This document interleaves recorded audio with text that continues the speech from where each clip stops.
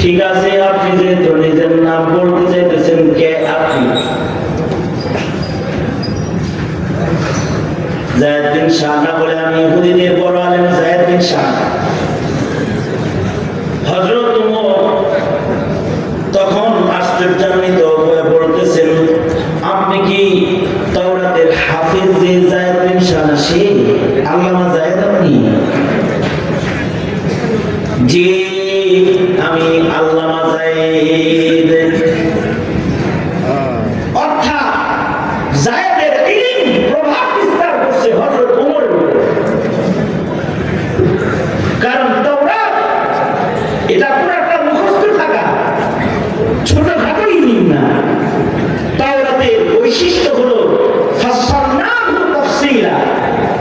আল্লাহ তাওরাতকে সুবিস্তারিত এক ইলমি ভান্ডার বানায়া মানুষকে দান করছিলেন। তাওরাত কত বড় ছিল! আল্লাহর কোরআনের মধ্যে 114 সূরা আছে, কিন্তু তাওরাতের মধ্যে সূরার সংখ্যা ছিল 1000। কোরআনে হাকিমের মধ্যে সবচেয়ে ছোট সূরা যেটা, তার ভিতরে মাত্র 3 আয়াত। আল্লামা সাদি বলেন, তাওরাতের সবচেয়ে ছোট সূরা যেটা, তার ভিতরে 1000 আয়াত। সুবহানাল্লাহ, গণিকাল বলেন, আর জোরে বলেন, জোরে বলেন। কোরআন শরীফের ভিতরে সূরা সংখ্যা 114। তাওরাতে সূরা ছিল সাবি বলেন 1000।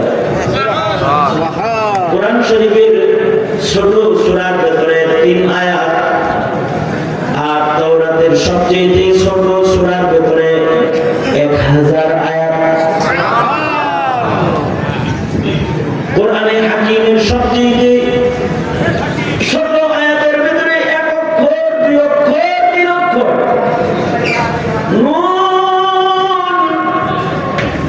একটা আয়াতে, একটা অক্ষরে একটা আয়াত। ইয়াসিন, 2টা অক্ষরে একটা আয়াত। আলিফ লাম মিম, 3টা অক্ষরে একটা আয়াত। কিন্তু তাওরাতের ভিতরে একটা আয়াতের ভিতরে কালিমা ছিল 1000 অক্ষর, না কালিমা। তার মানে হলো তাওরাত এত বড় কিতাব, যার একটা আয়াতের ভিতরে 1000 কালিমা সর্বনিম্ন। এত বড় কিতাব, যার একটা সূরার ভিতরে সূরার সংখ্যা, আয়াত সংখ্যা 1000 সর্বনিম্ন। এমন 1000টা বড় বড় সূরা সম্বলিত একটা কিতাবের নাম হলো তাওরাত শরীফ। এই বিশাল তাওরাত যার মুখস্থ, তার তাহলে কত ইলম আছে! সে তো ইলমের জাহাজ। এই কারণে যায়েদ বিন শাহর ইলম হযরত ওমরের উপরে প্রভাব বিস্তার করেছে। তিনি আশ্চর্যান্বিত হয়ে বলে, আপনি কি আল্লামা যায়েদ? আপনারা মনে মনে ভাবতে পারেন, তাওরাত এত বড় কিতাব, এক আয়াতের ভিতরে যদি 1000 কালিমা হয়, তাহলে কোরআনের আয়াত তো ছোট। কিন্তু ওই যে লাউ কানাল বাহরু মিদাদান লিকালিমাতি রাব্বি লানাফিদাল বাহর, কোরআনে হাকিমে 3টি অক্ষর, 2টি অক্ষর, একটি অক্ষরের ভিতরে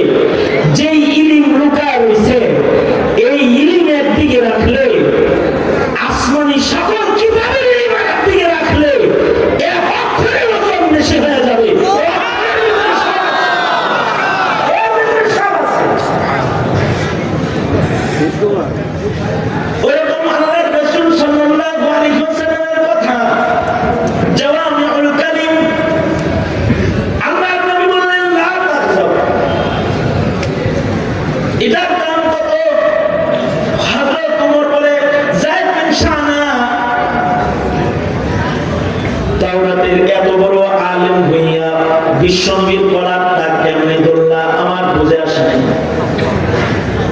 তুমি কি তাওরাতের পাতায় পাতায় আমার নবীর বিশ্বনবীর বর্ণনা পড়ো নাই নাকি?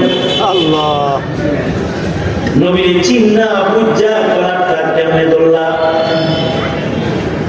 তো চিন্না বুঝাই ধরছি, তাওরাতের ভিতরে পড়ছি জমিনের মধ্যে সবচেয়ে কম রাগ মুহাম্মদুর রাসূলুল্লাহ সাল্লাল্লাহু আলাইহি ওয়াসাল্লামের নবীজির তাহাম্মুল সবচেয়ে বেশি। আল্লাহর রাসূলের তাহাম্মুলের যে বর্ণনা তাওরাতে পড়েছি সেটা পরীক্ষা করার লেগে কলারটা ধরছি। কলার ধরে দেখলাম আসলে ধৈর্যের শেষ নাই। তিনি সত্য নবী, সন্দেহ নাই। ওর সাক্ষী থাকো আমিও মুসলমান। সবার তাহাম্মুল, রাগ গুসা তার যত কম, গুনাহ তার তত কম।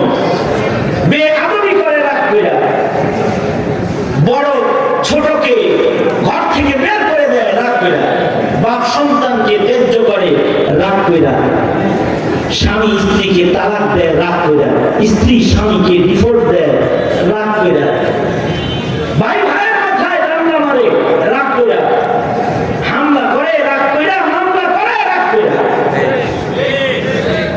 মানব জীবনের অর্ধেক গুনাহ মানুষ রাগের কারণে করে। এখানে বড়দের রাগ কম,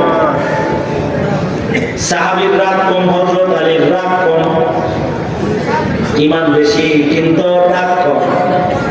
নবীর গালি দিছে তো ইমান বেশি, বুকের উপরে যায় বৈশা তরবারি চাইতে ধরছেন গলা কাটবে, আমার রাসূলের গালি দাস ইমান। কিন্তু নিজ থেকে ইহুদি হযরত আলীর মুখে থুতু মারছে। এবার হযরত আলী কয় যা তোরে মাফ করে দিলাম, কারণ হলো এখন আমার রাগ উঠছে বেশি। ইমানের রাগ আর নফসের রাগ দুইটারে এক জায়গায় দিব না। যেহেতু আমার চেহারায় থুতু মেরেছিস, আমার রাগ এখন বেড়ে গেছে, তাই তোরে মাফ করে দিলাম। ইহুদি বলে এইটাই কি তোমার নবীর তালিম? হ্যাঁ, এটাই আমার নবীর তালিম। তাইলে তুমি সাক্ষী থাকো আমি কালেমা পড়ে মুসলমান হয়ে গেলাম।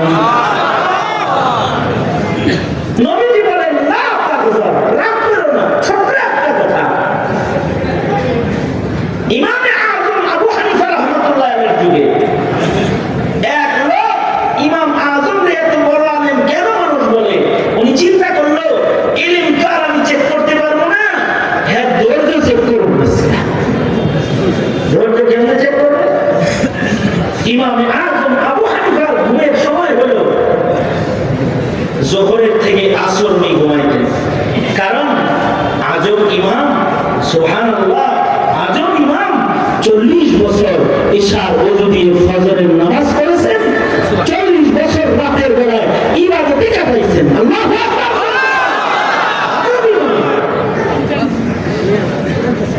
এই ইমামের ধৈর্য পরীক্ষা করতে চায়। এখানে এত কথা হয় কেন? এই পাশে বাম পাশে বারান্দায় এত কথা হয় কেন? আমি বয়ান করবো না, ছেড়ে দেবো, রাগ করে না, শিক্ষা দেওয়া যায় করবো না, তাতে ভবিষ্যতে আদব হবে। আদব শিক্ষকের কাছ থেকে, বেদবের কাছ থেকে।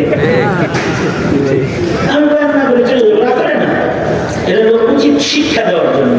তাহলে এত বড় একটা দাওরায়ে হাদিস মাদ্রাসা নিজাম যারা নষ্ট করতেছে এখানে, ওরা কতটা বেআদব।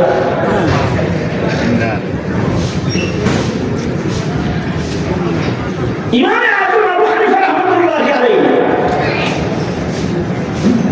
উনি ইমামুদ দুনিয়া, উনি শুধু হানাফি মাযহাবের ইমাম না, সারা দুনিয়ার ইমামদের ইমাম। পৃথিবীর কোন ইমাম ইমামে আযম আবু হানিফার সামনে দাঁড়ানোর সাহস পায় নাই কখনো। না মালিকি, না হাম্বলি, না শাফিঈ ইমাম একদিকে একা দাঁড়ায় থাকছেন পাহলওয়ান মতো, সব একদিকে, ইমামে আযম একাই একদিকে। এই